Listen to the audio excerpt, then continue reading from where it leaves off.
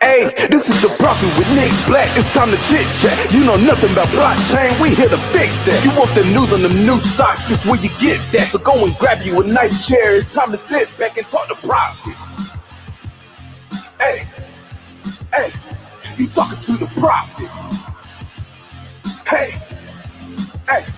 We talking condos and nice clothes and driving Lambos. I remember them night codes, we couldn't stand those. We tried to drive on them house roads, but had to stay low. Now there's solutions to hard bills we couldn't pay for. I talked to Prophet to get some profit, we couldn't change the top. If it's a stock and I need a cop it, I wait for him to drop it. Ain't no option, let's get it poppin'. We chillin' in the drop. I need some crypto, put it in my pocket. By any means I rock. This is the Prophet with Nick Black. It's time to chit chat. You know nothing about blockchain, we here to fix that. You want the news on them new stocks, this where you get that. So go and grab you a nice chair. It's time to sit back and talk to Prophet. Hey, hey, you talking to the Prophet? Hey, hey, you talking to the Prophet?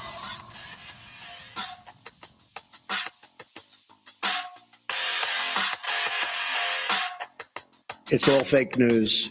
It's phony stuff. It didn't happen. All right. Let's touch some colorful buttons. What's a good colorful button to touch? Ooh, that's a good one. Let's see. Let me start over here on, let's start on Theta. Scorpion, Winster, Antonio, Gordon Bennett, Biotech Breakout, Viva Low, Stress Release, Sniper Princess, Spirella. What's up? Over here on the Who Tubes. Oh, that seems a little weird. On the Who Tubes, we have Todd, Joe, Antonio, Demayan, Tiffany. We have Bitcoin Candy, Barno, Brady, Michael. What up? Frank, YOLO, Scorpion on both sides of the fence. Timothy. What up, Timothy? Starting uphill. I get that a lot. Boop. We have Dubai Money. We have question, just a question. And Adam and Cassandra. Cool. And Jasnot. Good. Okay, we nailed it. Yay. All right. For those of you that are here, there's like 26 of you. Put a like on the video, or I will recommend one of those crappy DeFi stocks, one of those coins that gets hoovered. Say which one? Well, there's always a couple of leading indicators. One, if it's available on Binance Dumb Chain, you're likely to lose money. I forget who it was. We were arguing, not arguing, going back and forth Friday. Someone was like, yeah, Binance, I do this, I do that on Binance. They just got hit for $611 million. Another one of their projects. Can you like the video before it's posted? You absolutely can. Oh, yes.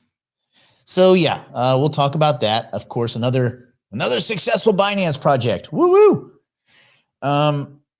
We will talk about the dollar losing hegemony, losing world status as a reserve currency. I mean, we'll go into it a little bit. Ryan, what's up? Yeah, that's true. That's true. The fees are so cheap. Yes, you save a lot on your way towards losing everything. Oh man. Freaking Binance. Okay, so we will get to it. We'll do a little market review, and then we'll get into some news and tidbits. So let's start with our non-commercial, commercial, non-commercial. Bobby, good to see you. Break, and then we will be right back.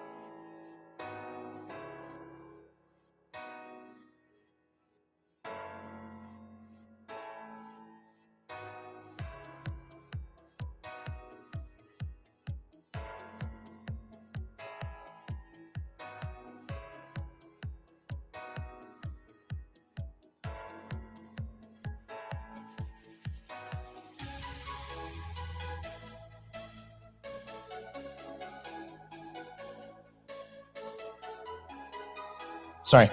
I staked my fetch. Let me give that question. That's a good question. Hold on. It was the fetch. It was the discussion about fetch. Oh, damn it. Where did it go? There it is. Gosh, they pop. What happens is it's not a smooth stream of these comments. It just goes poof, and then they disappear. And then you got to go back to other ones that were close. Oh, yeah, it was the fetch comment that I wanted to talk about real quick. You stake it. They're going to do the migration to the new fetch token away from the Ethereum token. They'll do the migration. Then you have to unstake and all this. I don't know if I would go through all that. You may want to go directly over into the new platform. So it's very convoluted and confusing. Just go through their blog, go to the fetch blog and go through their stuff. I tried to do it and it asked me to migrate my private keys from my MetaMask. I was like, no, doesn't that give you or whoever access to my MetaMask? If I give you the private keys? They're like, yeah, but we wouldn't do, yeah, F you. So no, I didn't do that. So I'm going to wait. I will unstake when they launch the, when they do the token migration. I'll unstake, I'll wait the 7-day period, and then I'll place it in the new staking thing on the new mainnet. So I'm not going to, do anything until then. So that's just me. Let's see. Okay, so let's get into some little price action. So we're at 45K Bitcoin. It flirted with 47 last night, kind of sold off a little bit, but it's still up 18%, 32%, and 278% respectively for week, month, year. Ethereum still over 3K, which is pretty cool. 31.16, it's down like 0.5%, which is not much. It's up 25% on the week. That's a pretty big move. 45 on the month, almost 700 on the year. Then you have the Cardano at $1.55. It's up 5 on the day. It's actually having quite a good day. It's up 5 on the day, 16 on the week, 15 on the month, 970 on the year. So pretty good. The Polkadot, $20. It's down a point, up 17, almost 18 on the week, 33 on the month. We don't have a yearly yet because it hasn't been out a year. So there we go. Matic, $1.13. It's down 1%. It's pretty much flat. Everything that's around 1% or 0.5% is pretty much flat. Flat. 1 inch is up 3.5%. Interesting. The staking on 1 inch, really quickly. Let me look it up. Staking on 1 inch is paying right now. Give me 2 seconds.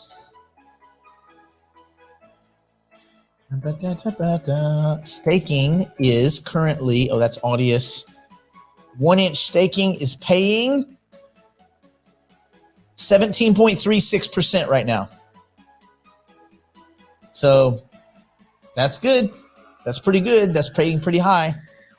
17%. Singularity, for anybody who's curious, is paying 26.96. We'll call it 27%. So that is also kind of cool. Singularity DAO is still kind of being wonky, weird. Took profits in 1 inch. Good for you. I think 1 inch hasn't really run yet, so I'm not getting ready. I'm not ready to get away from it. For those of you that saw the money map video from yesterday, we talked about Singularity Net, Fetch, SDAO, stuff like that. It was really kind of a narrow AI discussion and things like that. So, okay, too bad it takes $90 in gas to stake it. Yeah, it takes a lot to stake, a lot to unstake. It's kind of a headache. So I'm not unstaking 1 inch. I'm just leaving it, letting it do its thing until I have many currency units to unstake. Let's see. What else was interesting on the list? 1 inch was interesting. Near is starting to kind of melt up. It's up 4%.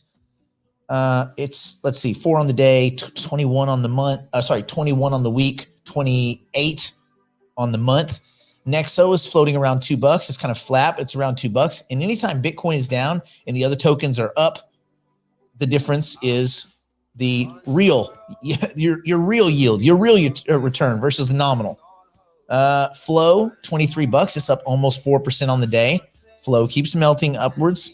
Graph token up 3.7. OGN up 3.8. There you go. Good Good job. Good job on you. What else is looking tasty? New kind of network. It's up 21%. Surprising that they would just not be terrible. Now, Render got gutted overnight. Gutted. You say, why? Render's great. Yeah, it's a cool project, but they stopped. There was some kind of problem with the way they pay out their rewards to their nodes and all this kind of stuff. And I don't know what the whole deal was. I was just looking in their Telegram, going backwards, reading people's complaints. So if you didn't get any Render, when you have these 20% down days, maybe give it a day or two. And if you were looking to add, it's below $1. It was $1.20, a day and a half ago, 2 days ago. It's at 90 cents right now, like 89 cents. So it's having a ridiculous down day. If you didn't have a position and you were looking to create one, being down 30, 35% in a few days might be an opportunity. Audio is starting to push up, so that's interesting. SDAO is down, but it's up 43% on the week, 18 on the month. I think Singularity DAO, there's some frustrations with the way they did the free token airdrop and all that, but those are not, that has nothing, they outsource that to another company. It's not having to do with Singularity Net, first of all, and even Singularity DAO as far as Dynasets and all that. That has nothing to do with that. They outsourced the airdrop. The airdrop was a flop. They blew it. They busted it. They're trying to fix it. Good for them. But don't blame, I would just say this, poor choice in who they contracted to do that drop. But I don't hold it against Singularity DAO for their botched airdrop. So at $2, probably not a bad place to build a small position.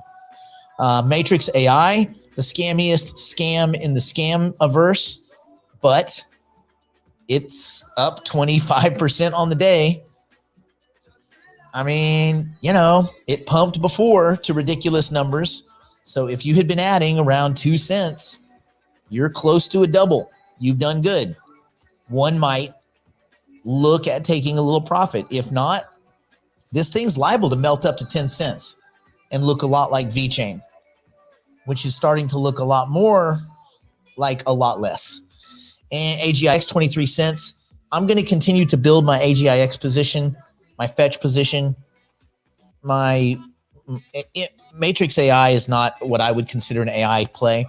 The 3 AI plays right now are Fetch, Singularity DAO, and AGIX. If I was going to dump positions, here's what I would dump. I would look for some point where I could stomach the loss, the horrible loss I'm taking on New Kind of Network, because it's kind of a failure. Now, these are all incredibly low market cap assets, meaning they can skyrocket up with a little excitement. There's just a point where I don't want to hold dumb assets. Matrix AI, I'm going to take my profit off the table pretty soon. I don't know when. Maybe around 5 cents, I think, is my first exit. So then I'll take my original investment off the table and I'll let the rest ride. Let's see what else is going on. Other tokens. Audio. I don't know. I still think audio's got some meat to it. But if it hit $1.50, I'd skim. Yeah, I'd skim. Fetch, I'm not touching it. That's a 3-year play, 2 to 3 year play. AGIX, long-term play. Rune is a long-term play. AR is an I'm not sure play, but it's up pretty considerably. Telcoin is it's just a flip. There's not much to it. I'm on the house's money there. OGN, it's hard to say if they make it. They're kind of switching gears. I don't know, man. When people go, we're doing this, and now we're doing this, which is completely different. You're like, oh, I feel like you don't know what you're doing. So I'm a little bit skeptical that they have kind of figured out what they want to do. Do you want to do NFTs? Do that. No? Do you want to be online sales? Yeah, but online sales and transfer from Shopify to, oh, God. Figure it out, man. Please talk about Elrond. What is it good for? I don't think Elrond is all that exciting. The kind of people that I see pumping Elrond, to be honest, there's nothing wrong with it. I made money off Elrond. I played it. And I'll show you. It was a CoinMarketCap Pro, Cointelegraph Pro play that we made some money. It's not even on the list. I made some currency units off of it, but I'm not super excited about it. Real quick, let's talk about something. Voyager token. Last week it popped 90. It was at $3.24. If you did it, you're up at even at the 324 when we talked about it. We thought, we may be, a few hours late or whatever.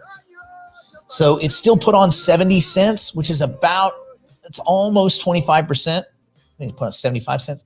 It's almost 25%. If you were in Voyager, I would consider taking a little bit of I would take your original investment off the table.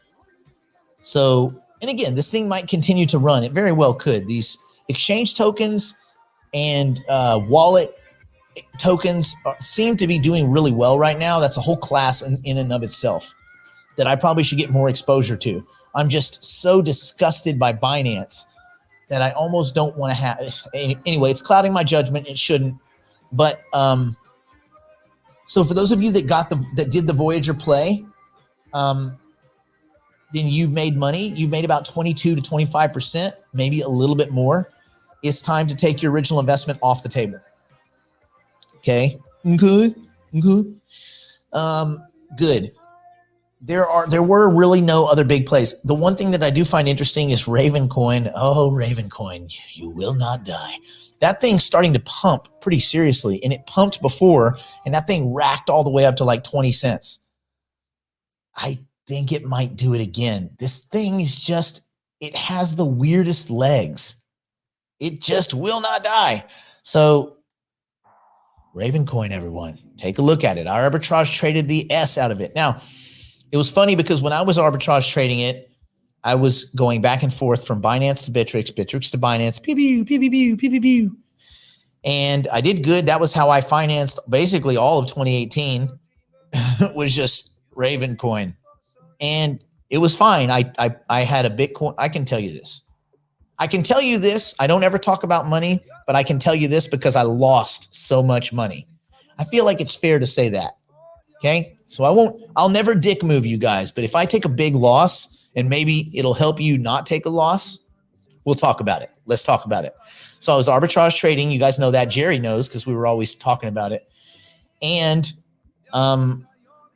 then I looked at a big arbitrage trade, like a 25% bump. Now, I started with 1 Bitcoin. I bought 1 million Ravencoin.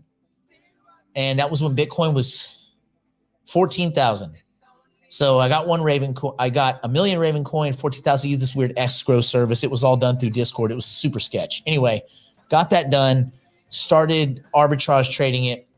It melted up at the same time. So I got the arbitrage and I got the asset appreciation. So I was kind of arbing it all the way up. Mid to late just into the fall of 2018, I guess it popped up to like 15. No, was it 15 cents? It was something like that. It was something stupid. And my 1 Bitcoin because I got into Ravencoin less than a penny. My 1 Bitcoin was now 15 Bitcoin. I said, ooh, I'm not going to leave that there. So I sucked out 6 or 7 Bitcoin. Does Elrond have more than 1 Russian? Yeah, I'm out. Demaya nailed it. We have a 1 Russian rule in effect. If there's more than 1 Russian on a project, my name's Bennett and I ain't in it. So I was arbing Ravencoin back and forth. I went to Cryptopia. You guys know Cryptopia? They got hacked like in April. They shut down the exchange. They reopened the exchange. All these people deposited money, and then they shut down the exchange again, even though there wasn't a second hack. And guess what? The first hack wasn't a hack. It was an inside job. Some dudes scammed, of course, because that's what always happens. Oh, God. So anyway, all of my currency unit. Now, I had sucked out some Bitcoin, so don't cry for me, Argentina. I still had made like 6.5 Bitcoin minus the first. So I made like 5.5 Bitcoin, which is cool, right? Fast forward to now, it's fine. But I had stuck on that exchange so many Ravencoin that are still there. It's outrageous. Oh, give me 1 second. One of my sound tiles is playing games. Get on there. On there. I tried taping my sound tiles to see if that was better. I'm gonna have to spray them. Hey, you experiment, right? You gotta experiment. I made these new sound. Oh, it's weird. The ones on the right are working. The ones on the left are gonna need some cement. It is what it is. So anyway, I got beat up. My tokens got stuck there, locked on that exchange. There's not much I could do, so I waited. Just yesterday, I get an email from Cryptopia, from Grant Thornton, the ones that are handling the, I don't know, the repatriation of funds and the civil what do they call it? It's a disembowelment is what it is, but it's a civil rehabilitation or whatever they do in New Zealand. They're trying to make everyone good. And I fall in the class of investors that didn't get punished because I was after the exchange opened back up. So I get all my assets back. So at some point, I'm going to get a gazillion Raven coin back. And it's about the price it was, maybe a little bit less, but when I went. So I know the cost of money and all that, but you know what? For a year and a half to actually get the currency units back, super happy. So that'll be kind of cool. Yeah, Nick takes $1 million loss there, 15 million win. Yeah, no, we don't talk about the wins, Jerry. We only talk about the losses. You guys won't learn anything from the wins. Well, you know what the wins are. Bitcoin at $600, XRP at less than a penny, XLM at less than a penny. 3.1 or 3 cent, 3 cent Cardano. You just have to be, listen, you can be really lucky. You can be really good. You can be a cheating scumbag, or you can be first. Right? So in a lot of these assets, I was just simply first. And so many of you were, you're first. And guess what? You're still first. If you're in the space right now, you're still first. So you're going to have 100x, and you're going to have a 50x, and you're going to have a 35x. There are plenty of those. I just did an 11x in Singularity DAO. That was 2 months ago, right? We got it on day one at 20 cents. It is $2 and $3. Okay. It was up to $3. It was looking really juicy. Now it is only a 10x. You know what I did? 10x, take 20. Do I think Singularity DAO is going to end up being a $15, $20, $50 token? Yes. But I got a 10x. I'm out, dude. So I take 20% off the table because that's what you do. When you make a 10x, you take 20% off the table. Half of it into USDT. Half of it into the Bitcoin, because we mine these other assets for Bitcoin. We mine velocity. So there you go. But I think SDAO is going to be, it'll do just fine. They just have some hiccups. Let me just tell you this. If you're in Singularity DAO and you staked, many of us staked, it's Epoch 0. You're going to have to unstake and restake again. It won't roll over because they screwed something up. And again, it's the same, whatever, it doesn't matter. But just so you know, you will have to unstake the tokens and restake the tokens. You can't just leave it and let it roll over. And there are how many days left for those of you staking? There are, in 8 days, you'll have to unstake and restake. There you go. Sorry, it sucks. It's frustrating. I didn't do it. My name's Bennett. I ain't in it. It's probably going to cost, I'm probably going to lose all of the staked tokens to unstake it. So I think I've made like 43. Well, I've made exactly 43 tokens. By the time 8 days comes, I'd probably be like 60, 70 tokens. It's $140. By the time I unstake and restake, it's going to cost me about half of that. I'll keep like, it won't cost me money. It'll be a break even. But you know what? That's fine. As long as I don't lose anything on it and I'm participating, whatever. I'm part of the system, part of the ecosystem. So that's all we can hope for. Okay. So anyway, Voyager token, take some profit. anything that has to do with Binance, Jesus, man, stay the F away from it, please. I know, let's talk about it because, God. I want to hear, did anybody read this article? By the way, Megapack, General Kaizen, Belinda, good to see you, Hootie. KTO 40821, good to see you. Is that 4821? Is that April 8th, 21? I don't know. Solid Gold, good to see you.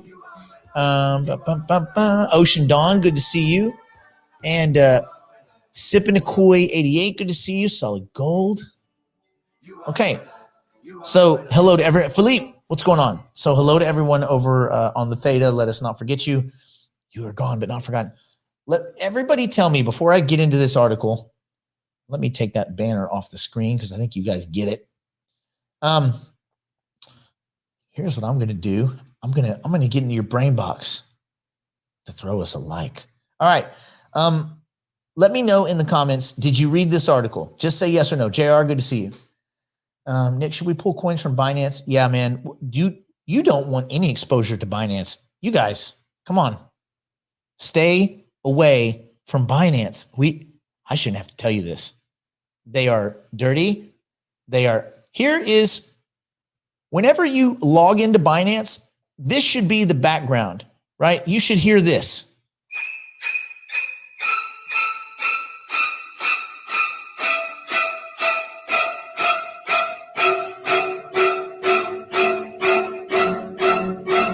The whole time. The whole stinking time. That's what you should hear. It should be haunting and creepy, and you should feel like every second someone is out to steal from you. Because guess what? Everybody is out to steal from you if you have any exposure to Binance. And it's not just the people that work there, the people that build this crappy software, the people that leave open back doors, the people that are hammering all these projects with flash loans. And it's not, CZ is not looking to steal from you. CZ is not a thief. CZ is a creepy snake who allows these things to happen.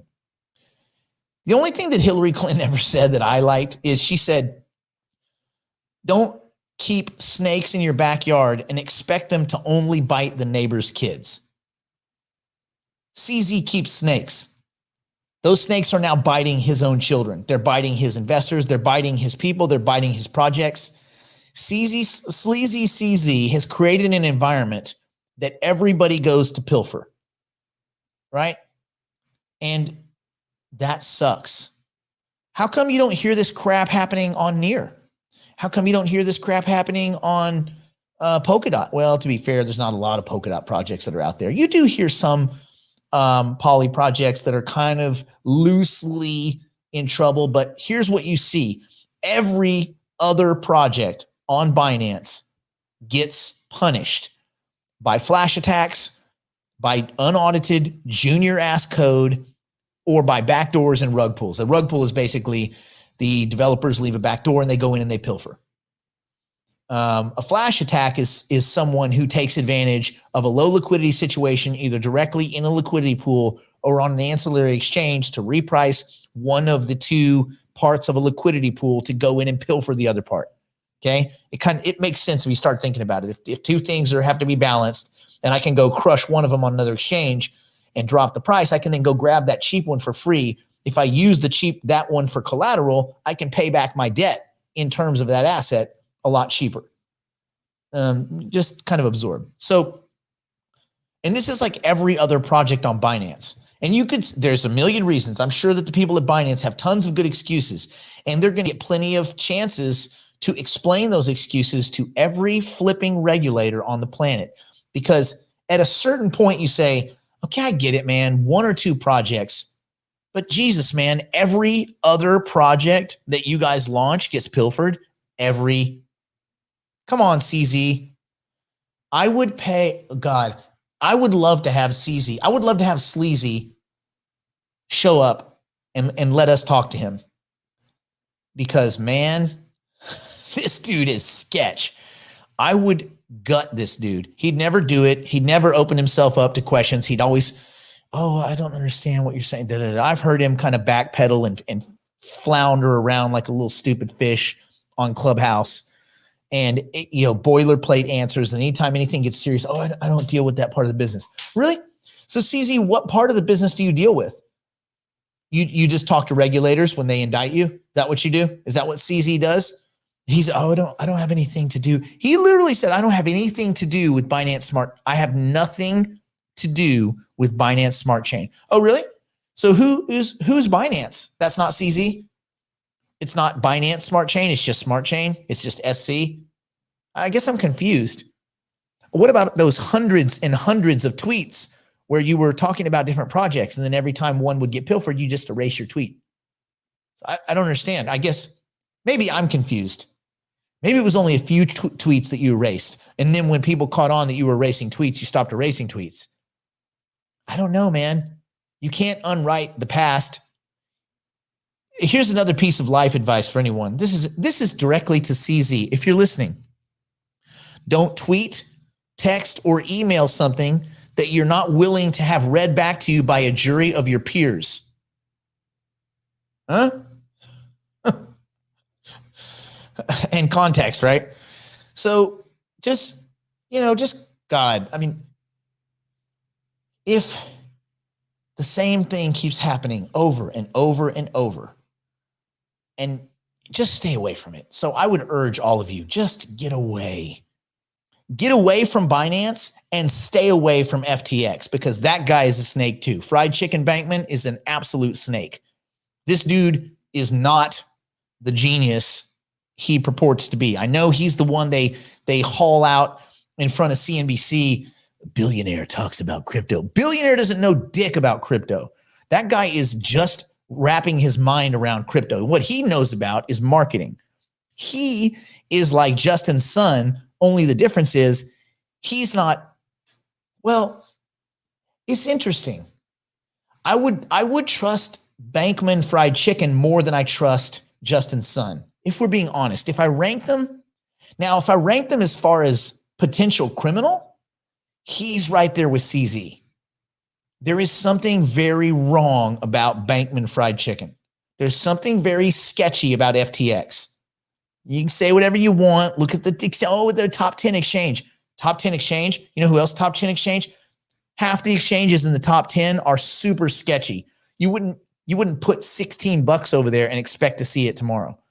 So being a top 10 exchange, that doesn't mean anything to me. Not really. Crypto Gamer, what up? A little background music that'll blow your ears out. So, well, anyway, there's my piece. So let me get into this article because it's kind of interesting. But just keep in mind, stay away from Binance, man. Just get your money out of there. There's other places to be. And if you don't know where to put it, suck it off the exchange. Either go throw it on Nexo, throw it on Celsius, even though I'm not a big fan of Alex Mashinsky because he's kind of a dick. And the people that work there are kind of clueless, but they pay great rates. So if you're going to take some risk, FTX, stay away from FTX because there's something going on there that doesn't make any sense.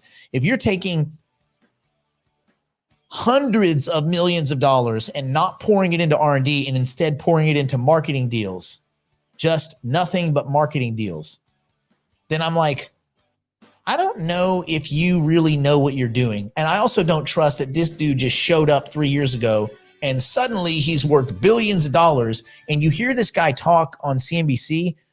This dude is not a smart dude. I'm not a hater. Congratulations on his wealth. That's awesome. I'm never a hater of someone's wealth. Even if you're a super evil villain, super criminal. Oh, that's not what I wanted.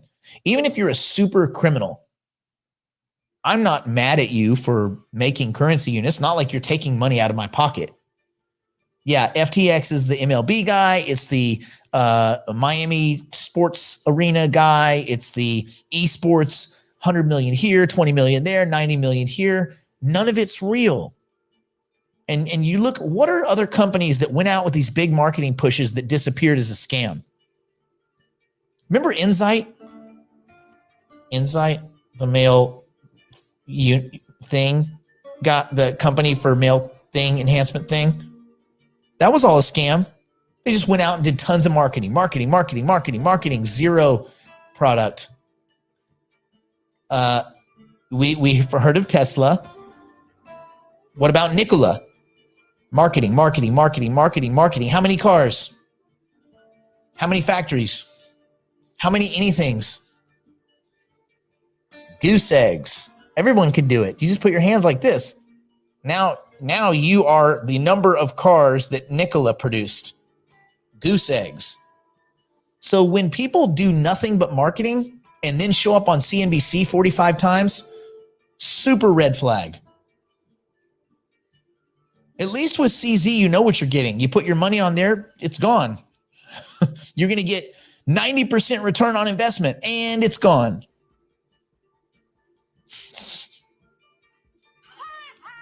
So it is what it is. Okay, let's talk about this hack real quick. Let's see. The wormhole went live, interconnecting. Yeah, I saw that. Add in Columbus, and it's a big deal. Yeah, I don't think it's a big deal, bro.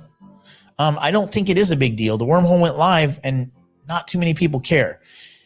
Cross-chain interoperability is great, but it's normal. That's not the exception. That's the rule. Everyone is going to have to be cross-chain interoperable. What do you think Rune is trying to do? What do you think Cardano and Polkadot's trying to do with parachains and all this? Everybody will be interoperable on every platform, and every company will leverage every possible way they can to save money. Everybody will do it. That's the norm. It's not an exception, and it's not a bonus. It's the bare minimum you can do to make an argument you should exist. Just saying. Just saying. That's like saying, Dubai Airlines, our airplanes fly. What? They fly. Yeah, right. That's it. They fly. They can land at any airport that has a sufficient runway. Okay. But what do you do different? We fly. That's not different. We fly all the time. Everybody flies all the time. Interoperability between chains is wings on an airplane. If you don't do it, you don't exist. You have to do it just to exist. Same thing with, this is another thing for you Chainlink lovers. There's nothing special about oracles. If you have smart contracts, they have to be touched by the real world to fire off those functions. So, of course, there's going to be oracle networks surrounding smart contracts. The question is Chainlink the answer? And I don't think that's I don't know. I feel like it's not, because there's nothing moded about Chainlink. It's not special. It's not unique.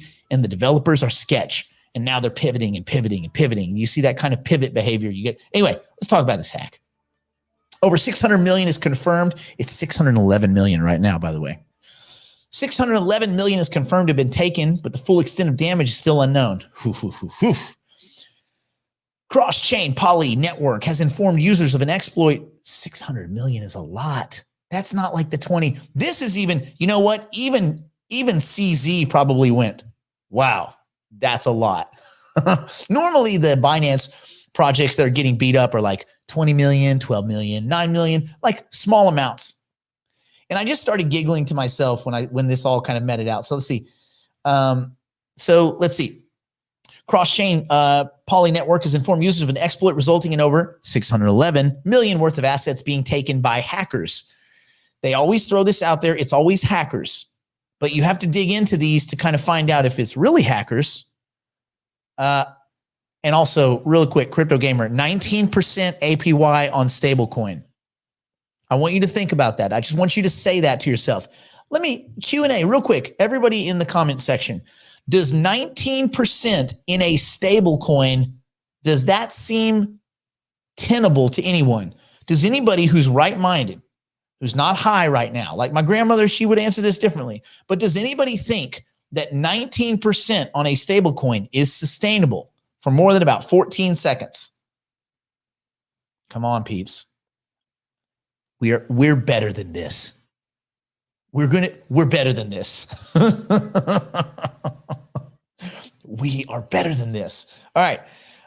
No, remember, anything over 6%, a little warning bell should go off. I'm flying higher than high yield, which high yield in parentheses, junk bonds, junk debt, companies that have a 50% chance of insolvency or some kind of cascading liquidity event. disconnected, gross, sad, negative, psychotic liquidity event. No bid markets, that kind of thing. Poof, gone, don't exist. All your assets getting handed off to another company. Anything above 6% needs to make you go, there better be an explanation for every single point above 6.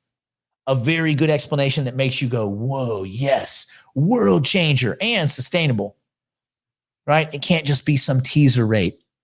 We know what teaser rates do. They get people to make stupid decisions and they get stuck in assets they don't want and they get punished.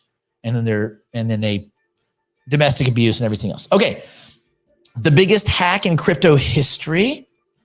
Well, we know that the hack that happened at, okay, let me regress. Let me watch my words. We have good information that the MT Gox hack was a lot more about Mark Karpellis pulling a fast one and a lot less about a hack. But to be fair, it was Magic the Gathering online exchange. Of effing course they got hacked. How much security did they have? He had the whole GD thing on his laptop. Of course. And once they arrested him, he found 200,000+ Bitcoin. Oh, those Bitcoin. Oh, here. Yeah, you didn't find them until you had cuffs on, you dick. Anyway, but I digress. Let's talk about the next biggest hack in crypto history. Just happened today. In a tweet posted Tuesday, Poly Network revealed it had fallen victim to a hack, resulting in the loss of over 600 million worth of assets across the Binance Dumb Chain, Ethereum Mainnet, and Polygon Network. So when you hear Ethereum Mainnet and Polygon Network, you kind of lump those together. And the reason I say that is because that's what Polygon do. Polygon make Ethereum manageable indirectly. Now, the Poly Network is not Polygon. Don't confuse those. It's not Matic's fault, although they'll probably get some cross punishment on this because people don't often read page 2. Poly Network lists the addresses where funds were transferred in the same time. Twitter thread requesting that miners and crypto exchanges blacklist tokens, basically colored tokens, coming from the hackers' addresses. Additionally, Poly Network has threatened legal action, urging the hackers, of course you're threatening legal action. They stole all your stuff. Nora, good to see you. Suze, by the way, hello. So yeah, I mean, of course, duh. So additionally, Poly Network has threatened legal action, urging the hackers to return all the assets taken. Man, you ain't getting that money back, dudes. You're not getting that money back. Someone comes up on a $600 million come up, they're done. How many chances you get in your life for $600 million bucks? So the estimates of the amount taken vary, with at least 264 in stolen Ethereum, 250 million from Binance Dumb Chain, and a further 85 million on Polygon. Interesting. Polygon was lightly pilfered. As Poly Network is a multi-chain protocol used by many projects. Wait a minute. Weren't we just talking about multi-chain? The full extent of the damage may not yet have been identified. As news of the hack circulated online, members of the crypto community were quick to act. Moments before the hacker attempted to deposit stolen funds into Curve Finance, Tether CTO Paolo Arduino blacklisted the hacker's address. Good on him. Although I think he's indicted by the Southern District in New York and is looking to stand trial for fraud, but neither here nor there. They froze the USDT funds. Unfortunately, the hacker managed to transfer some USDC into Curve's stablecoin pool, making a recovery nearly impossible. Oh, very clever. Well, if you're clever enough to hack this network, you're probably clever enough to fence your own tokens in the next 5 minutes, right? With while the Poly Network hack looks to be one of the largest cases of cryptocurrency theft in history, it may also rank highly compared to the biggest heists of all time. Only one other incident looks to have resulted in more money lost, when Saddam Hussein's son took $930 million from the Bank of Iraq days before the Iraq invasion in 2003. Didn't they totally murder the kids? I think they murdered the kids. It's not murder. That's right. It's war. When it's war, it's not murder. Anyway, they murdered those kids. And probably that money never came back. Or maybe they murdered them after they got the money. It's hard to say. Anyway, that money's gone. Those of you who were in Poly, was anybody, answer real quick, anybody that was in this project? Was anybody in this project at all? Anybody at all? I don't even know of us even talking about it. But you know what? You know why this isn't ranked among, like, Iron Finance? They lost, I don't know, hundreds of millions, but that was to a flash loan attack, which isn't really an attack. They just got flashed. Let's see about the higher. Oh, here we go. Hoop and Tony. About the higher 6% equals junk. I don't agree, because in this market, you can make more than 6% a year. Yeah, but 6% is junk.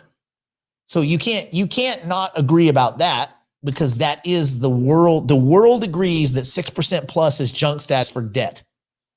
So when you're getting paid 6% or more, I am saying an alarm bell should go off and you should do some deeper study.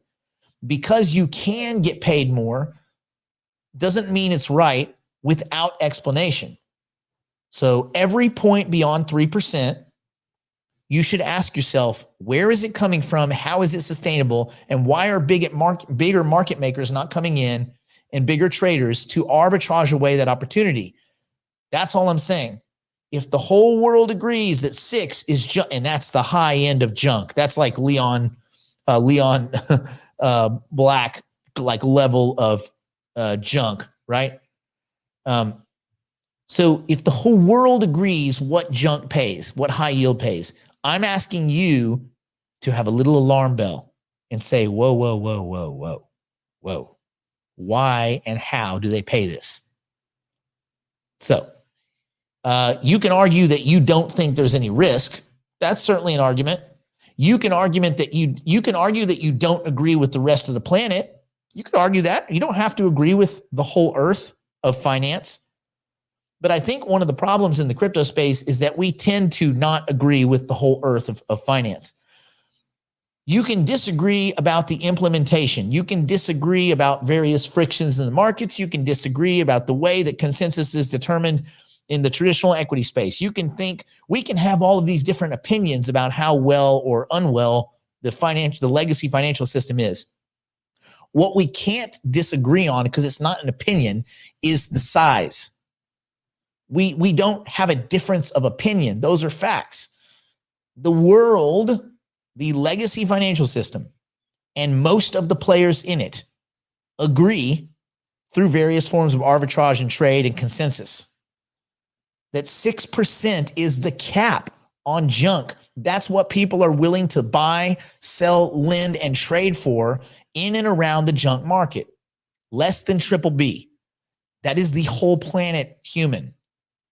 So while you can disagree that it's not risky, because that's a personal choice, risk for you might not be the same risk for me. We have difference of opinions. So yeah. I don't know if I would compare the returns. And also, I think just maybe you want to unpack that a little bit for your own sake. The return on an asset is not what I'm talking about. Obviously, Tesla has done better than 6%. That's not what I'm talking about. I'm talking about what their debt sells for and what you have to entice buyers of your debt with. That's what I'm talking about. So we're talking about debt. And this goes to what what Jerry's talking about. I would ask you to understand a deeper level. The process in rates are decided. Hint, collateral is the basis. So the quality of the collateral is key. Yes, Jerry actually said in one sentence what I was trying to say in 5 minutes of babbling, because Jerry is awesome. When we're talking about debt and we're talking about these kind of interest rates paid, there are many little bits and pieces like collateral, the quality of that collateral and the amount of risk associated with that collateral. Corporations sell equity, and then they sell a variety of forms of debt.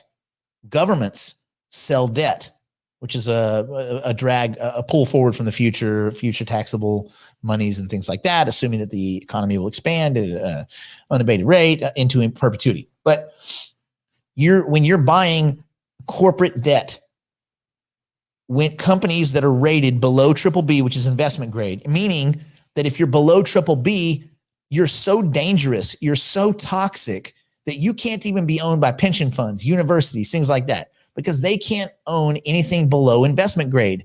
There's a reason it's called junk. There's a reason it's not investment grade. So that's what we're talking about. Are there assets that are going to do 100%, 300%, 700% a year?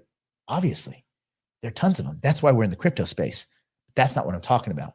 This is the yield return. When you look at staking platforms, you say, well, how are they returning 7%? Look at Cardano. How does it return 7%? How does Polkadot return 12%? Because it's a return on asset, and those are tokens they printed out of nowhere. You know what, Jerry? I think we should do a show, you and I, and we should talk about this, because I think sometimes people confuse the gains with the structure of debt, selling debt, and what they use that debt for, and how those kind of rates are determined. And so why this is important is because markets have certain assumptions about risk levels, and they're willing to pay for certain risk, right? Certain amounts of risk derive certain amounts of yield. And these are kind of industry standards in the legacy system. This has nothing to do with an asset appreciating or depreciating in value. So just, those are two different animals. But yes, Jerry, we need to do a show about that. Okay, so, and listen, it's fine if you guys want to take risks, take all the risks you want. You're not making me unhappy. I'm hoping that everybody does what's best for them. I'm never telling you to do what I do. I won't risk. When I think something looks sketch, I would say more often than not, that might be 51%, I find out that I'm right? It's not about an echo chamber. It's not about confirmation bias. It's just when something feels yucky to me, I go, ugh. You know, Antonio and I were talking like a year ago, and we were going back and forth texting. We were like, doesn't something feel yucky about CZ? This was before all the hacks. Something just didn't feel right. Something feels yucky. To me, something feels yucky about Sam Fried Chicken. Something feels yucky about Justin Sun. And then every now and then nothing happens. But every now and then, 45 hacks in a row, 45 carpet pulls, flops, swaps, bad code, terrible unaudited bullcrap that they're putting forward as beta so that they don't get sued. Like, there's just a point where you got to go, if I want to win, then I need to find ways to listen to those radars, those red lights, and not allow myself to go down this path chasing a couple of percentage points. To your point, and this is to also crypto gamer, think about this.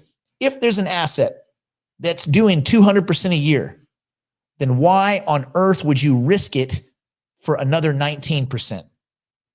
Just own the asset. Okay? Now, some people I like to stake with the mainnet. You know why? Because it gets it off the exchange, and I don't have to go put it on a nano. I can stake with a mainnet. My name's Bennett. I ain't in it. I just chill. It's a way of keeping me from meddling with my assets. We all have different coping mechanisms. That's mine. It keeps my idle hands from doing something stupid.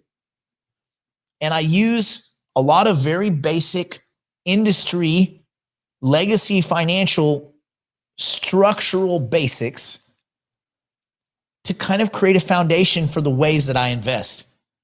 There's people that have made a lot more than me, obviously, right? But I'm very consistent in the way I make money. You got to decide how you want to make your money. Do you want to make a couple lottery tickets? Oh, I won 2 here. I lost 4 there. It's all on you. You don't ever have to do anything that I do, that Jerry does, Antonio does, that any of us do. You've got to figure out what works for you.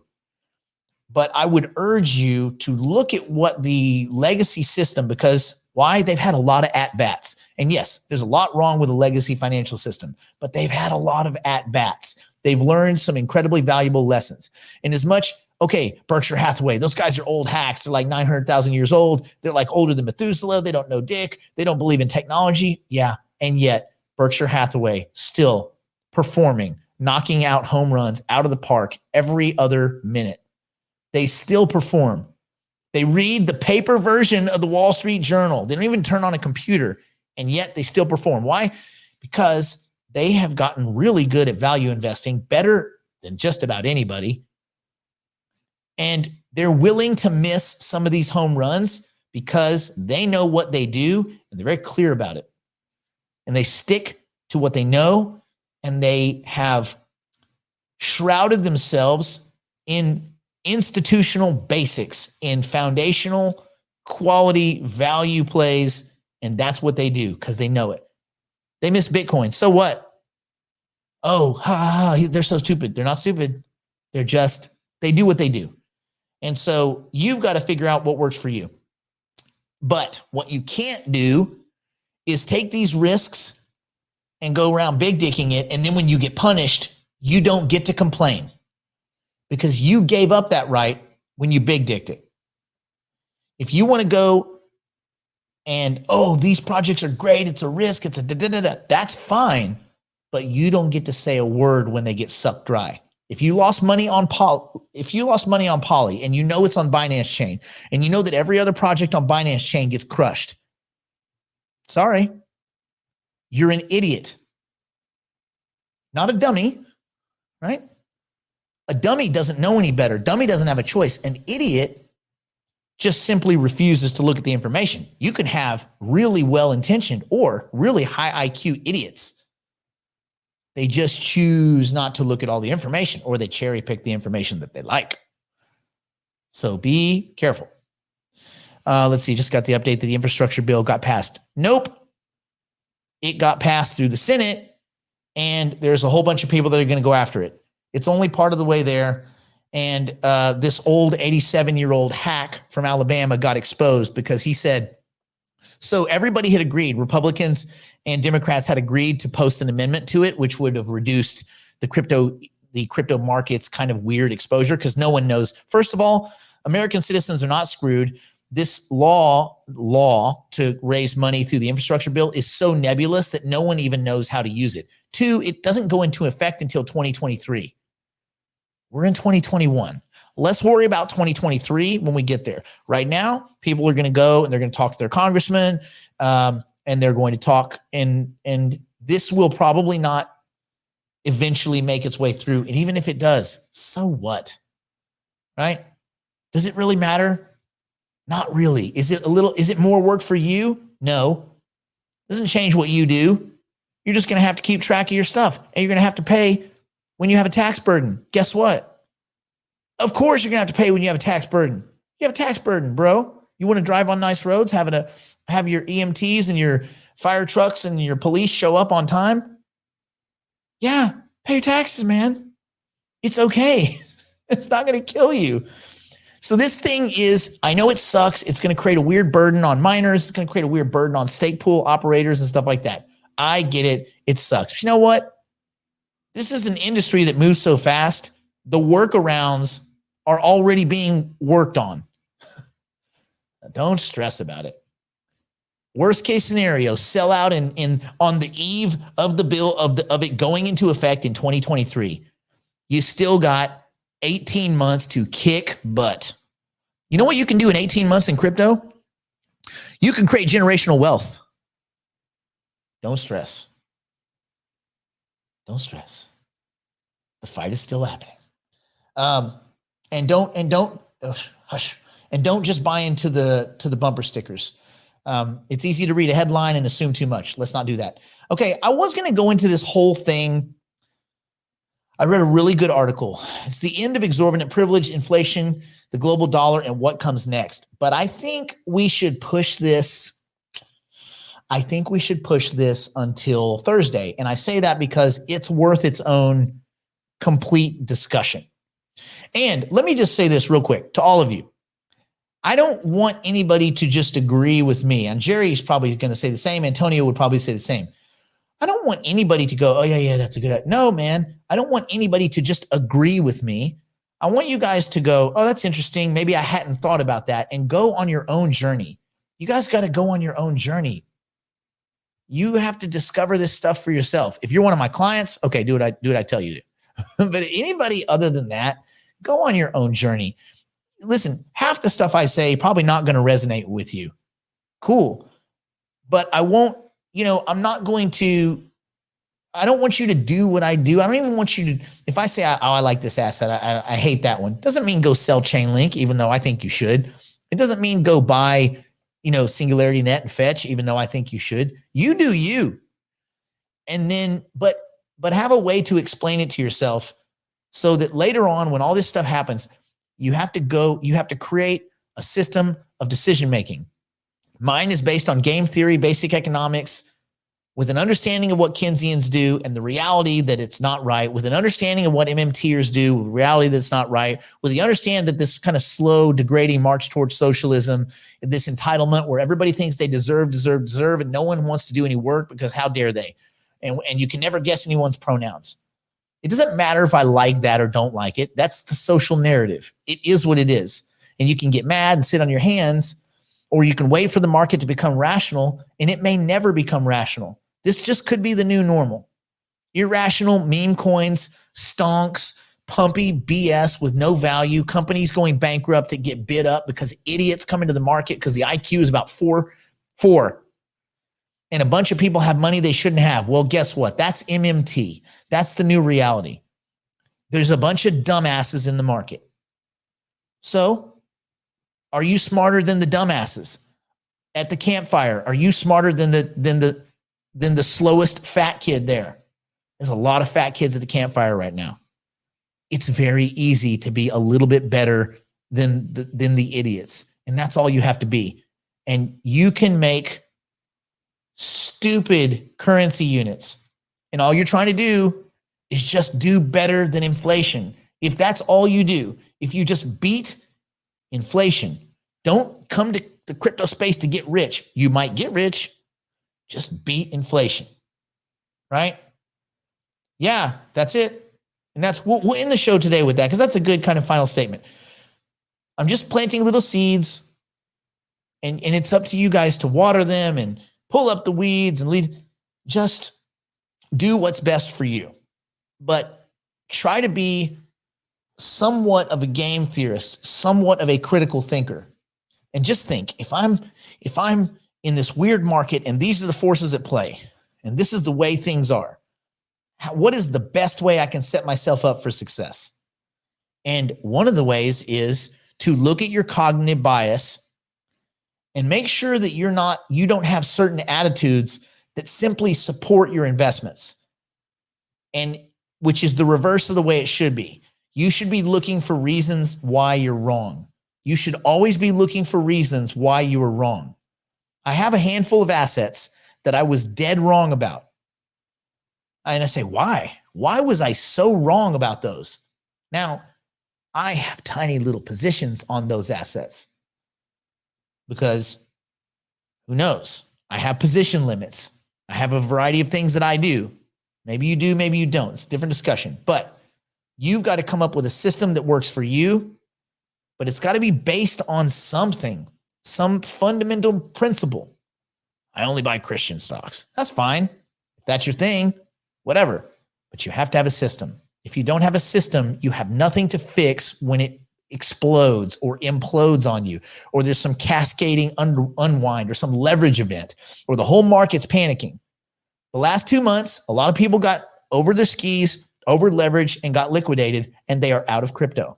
Like you guys heard about the $40 million guy, manages, my Alex's buddy, poof, gone.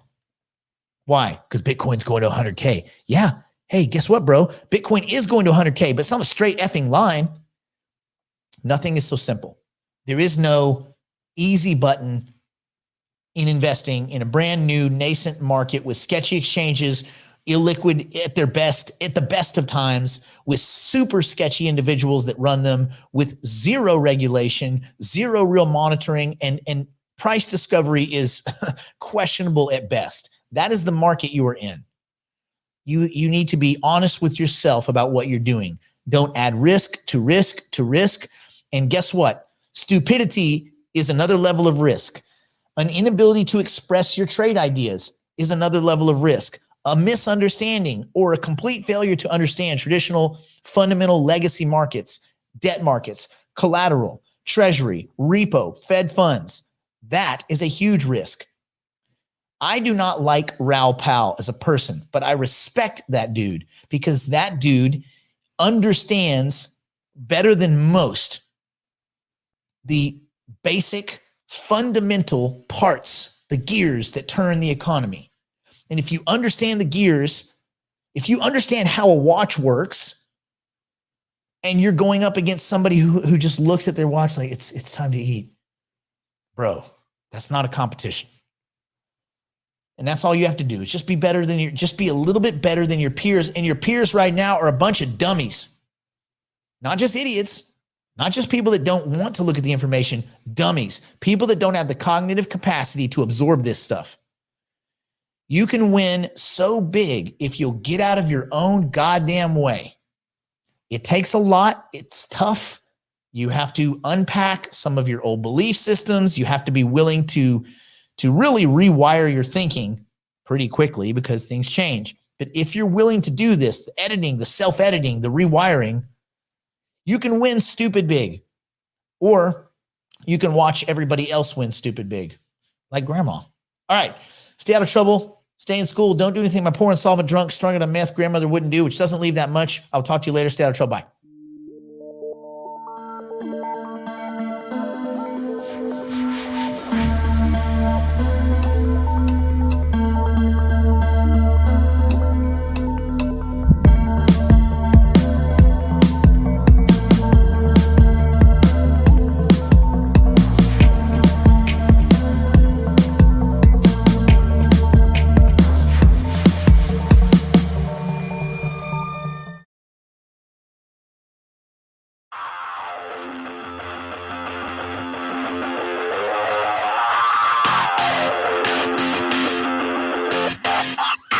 Hey, this is the Prophet with Nick Black. It's time to chit chat. You know nothing about blockchain. We here to fix that. You want the news on them new stocks? This where you get it. Go and grab you a nice chair. It's time to sit back and talk to Prophet.